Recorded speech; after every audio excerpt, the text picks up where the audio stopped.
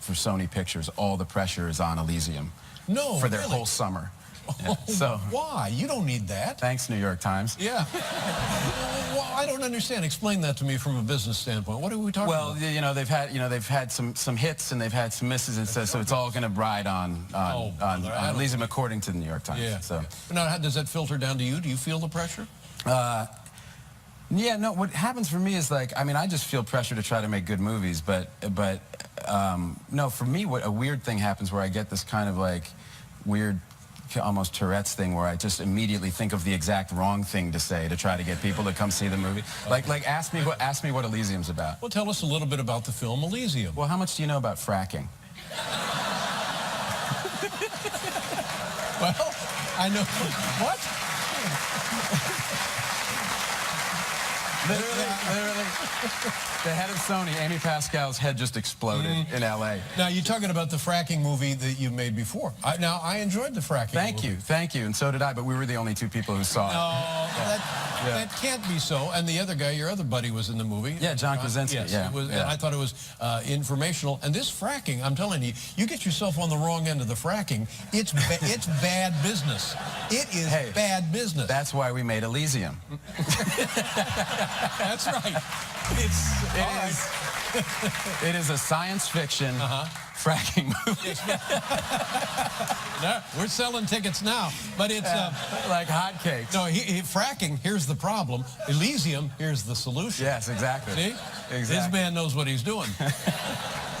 But the fracking, I mean, water is disappearing from the planet. I mean, we have poisoned and drained the great aquifers underneath the Great Plains, for heaven's sakes. Literally, now probably there are about 300 studio executives in Sony whose brains are melting right now. There go. Wait, brains? Yeah.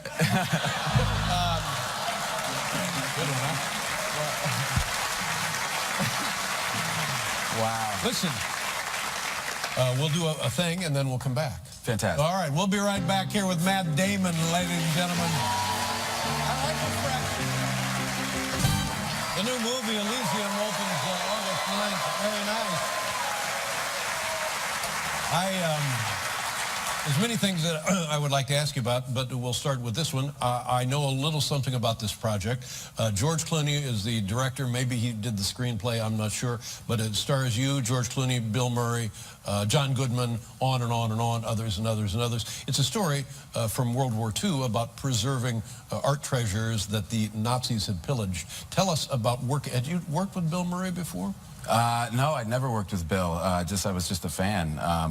And he and George became friends, you know, about 5 or 6 years ago. And George really just put this whole group together. I mean, Bill's awesome in the movie. Yeah. He's really great. And it was you know, George really was one of the best directors I've ever worked with. And I've worked with a lot of directors. Yeah. That's amazing, isn't it? It's so frustrating.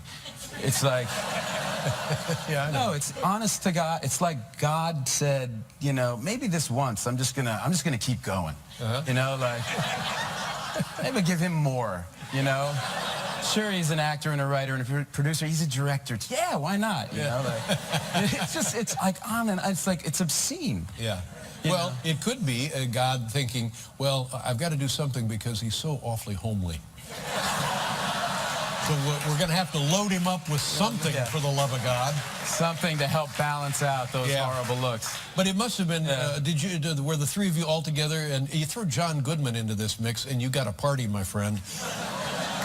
Did you guys do stuff while you were filming? We mostly would go out for dinners, you know, Saturday nights. I mean, George was super focused. It's a huge movie. It's a big World War II fracking movie, actually. You know. Wow. The fracking things is all anybody's talking about, really. Yeah, it's for the same studio, so they're going to be thrilled. Wow, I've got a summer and a Christmas movie with them, and they're both about fracking. It's a fracking Christmas with Matt Damon. Hey, I got your fracking Christmas. Let's talk about Speaking of water, I admire this, what you've done with getting water, potable water, to people, and we're running out of it, getting it to children and people who don't have safe water to drink. How is that going? Who is involved in this, and how do they get water if they don't have it? Well, it's water.org is the foundation. And is that what this picture is with your head in the toilet? Oh, no, oh, yeah. No, earlier this year, I went on a toilet strike. I stopped going to the bathroom. And I did that for about 6 months to draw attention to the fact that 2.5 billion people lack access to adequate sanitation. Mm-hmm. You know, actually more people have a cell phone than have access to a toilet. Well, if you want staggering statistics, the #1 killer of young people in Africa, do you know what it is? The #1 killer. #1 killer. Clean water. It's related. What is it? Diarrhea. Well, yeah, that's. No. It's not funny. Not funny at all. No, there's nothing funny. When you talk about that, like because that is actually one of the ways. Because you try to get people to relate to it. It's very hard for people to relate to it here because we just go to the sink to get clean water. But when you say that, parents they can connect that because all of our kids have dealt with that, and it's not a big deal. I mean, a lot of times you don't even keep them home from school. Right. Should not be a big deal because the cure is clean water. But if you can't get access to clean water, it can kill people. It's actually every 21 seconds. A child under the age of 5 dies because they lack access to clean water and sanitation. It's the same thing. And we are so lucky in our part of the world, but most people are not within like 90 minutes or 150 miles or 200 miles of modern medical treatment. Yeah, or I mean, oftentimes the cure is just clean water. Right. You know, you don't even have to go to a hospital. You just need some clean water, and you know. It's a giant puzzle, and we've scrambled the pieces. Yeah, but look, I'm a perennial optimist. I mean, we reached 1 million people last October. We hit our first 1 million people reached, and thanks. And we're going like we're going. And a lot of people are you know, and I meet the new generation, like the kids coming out of college now, are just so much cooler than my generation, and so much more selfless. And you know, I really think they're gonna do a lot for us. That's great to hear, because I've given up, and I've worried. I've worried about and you have 4 girls to worry about. I have 1 son to worry about. Anybody with kids should be looking ahead and worrying about situations like this. And while now they may seem removed and distant and just a problem for others, but in the future they're going to be right at our front door. That's right. Yeah. That's right. And also I have my daughters to worry about, but now I also worry about your son because I have 4 daughters. Right. You know.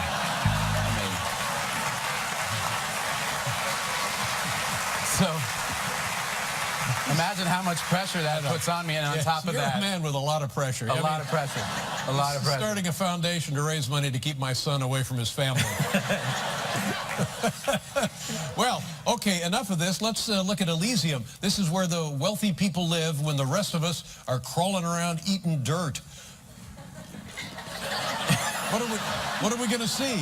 It's a clip here. This is not the fracking part of the movie. This is a different part. But it's I have to get to Elysium. I have 5 days or I'm going to die. I have to get to Elysium where I can be healed of all my ailments. And I am now hijacking an Elysian citizen. It's a big action movie. You know who's in the movie is Jodie Foster. Jodie Foster. I like Jodie Foster. I love Jodie Foster. She's tremendous. I wish, I kind of wish she was here now. Well, I mean, I didn't think. But you know what I mean. I thought the interview was going okay. No, everything's. I misspoke. I'm so sorry. I hurt his feelings. I feel terrible. I should also say that this movie, did you see District 9? Yeah, this is the same guy who did District 9. No, so. I saw District 8. Oh. You really missed out. You should see District 9. All right, so here, we're going to see it. This is a little bit of Elysium. And the biggest movie of the summer. Biggest movie of the summer, there we go. Gentlemen. August 9th. Yeah. I think Is this 3D, this movie? No, it's not. This is old school, the way you should make a movie. It's 2D. Yeah. And I think it's safe to say that that droid just got fracked. Right? I'll go you one better. That droid was homeschooled. Bro. Brother man. Yeah. Listen, yeah, I'm sorry you're moving. You'll be out there in California. I don't know if you're coming. Are you coming back or not? Here's what irritates me. Come back. You should come back, but we only see you when you have a big film to promote, which is fine. That's great. Come back. You're making movies. We would love that. But what about an interim visit, just to drop by? Well, now the possibility of that is evaporating. I can't walk down the street anymore. Well, you never did. No. I guess that's true. Yeah. Well, you can see how my feelings have been hurt now, too. Yeah. I kind of wish Jodie Foster were here now, too. All right. There he is. It's Matt Damon, ladies and gentlemen. Good to see you, my friend.